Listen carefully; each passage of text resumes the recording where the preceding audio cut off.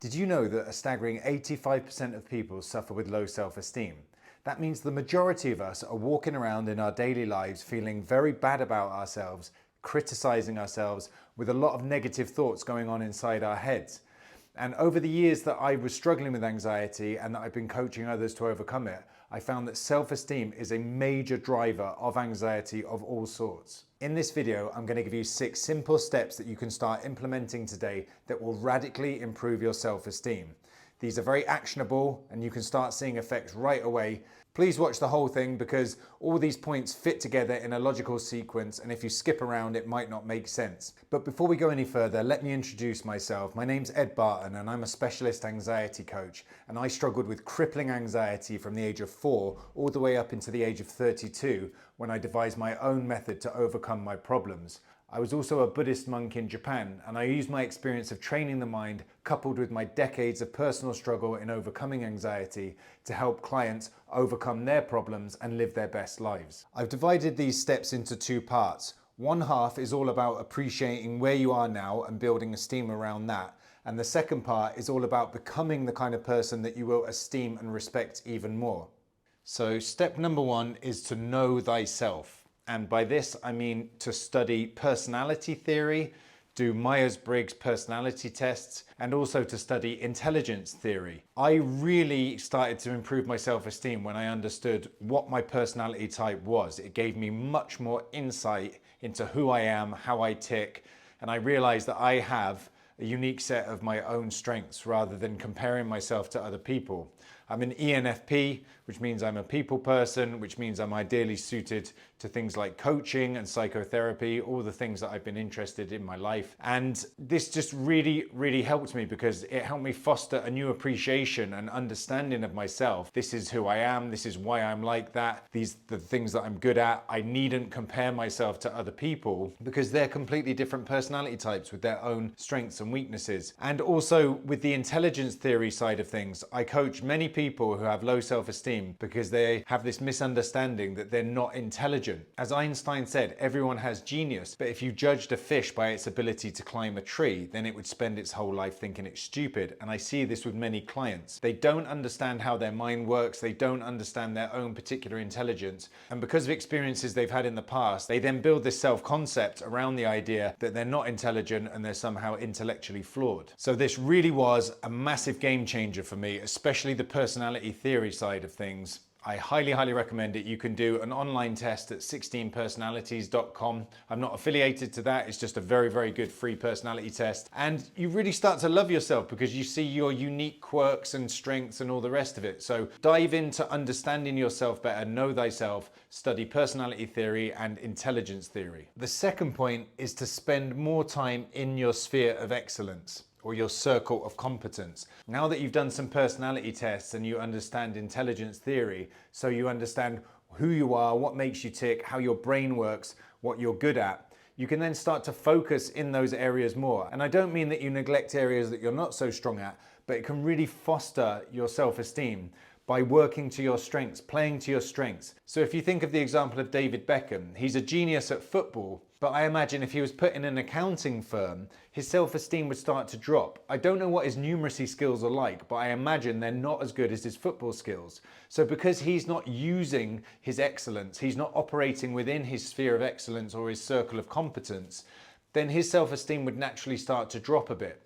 So having identified your strengths, now start to play to them and have a chance to use them. And I experienced this in my own life. I used to be an interpreter in the embassy in Beijing using Mandarin and English.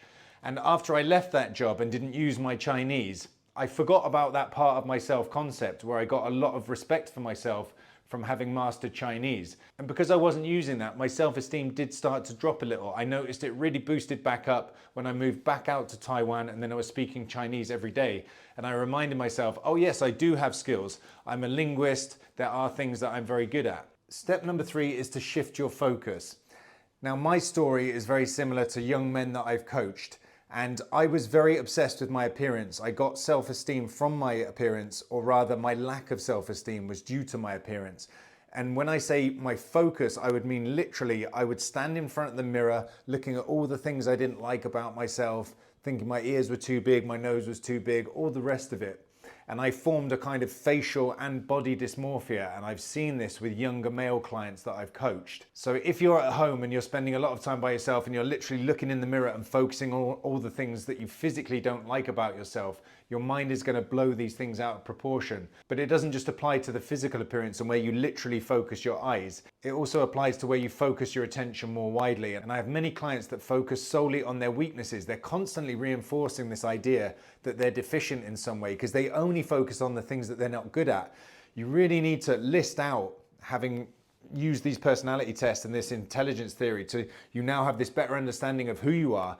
You can list out your strengths and really focus on them and develop them more. So please do not just focus on what you think are your perceived physical shortcomings, or focus on your weaknesses in terms of your skill set or your character. Okay, so having covered these ideas which are related to the person that you are now and where you're at, now let's look at things that you can do to start becoming the kind of person that you would respect more.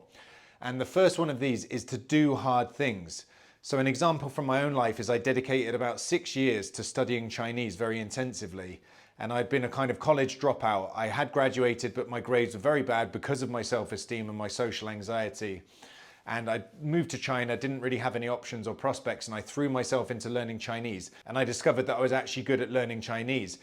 And this really bolstered my self-esteem. When I moved back to England, I was interpreting in the healthcare system, and I would have doctors who had been through medical school and people that I really looked up to and respected. And they were looking at me and saying, how on earth did you do that? Where did you learn to speak like that? And then I would tell them my story, and they were very impressed. And it blew my mind that these people that have a lot of status and people that I really respected were showing me respect.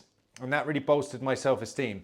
And also there was a girl who had shunned me romantically in the past, and then when I moved back, she even made a move on me when she had heard I'd been off in China and I'd mastered Chinese. So do hard things, whatever it may be. It might not be learning a language for you. It might be learning piano, learning a musical instrument, or something else, just a skill that is difficult that you will build respect for yourself by learning. So the next step is to develop traits that you respect. So here we've talked about developing skills that you respect, but here we're talking about developing traits that you respect. So this might be things like discipline. Maybe you would like to be more disciplined. You look at people who are disciplined. So you could set yourself the task of getting up at 7 a.m. every morning, or 6 a.m., or going for a run every day, whatever it is.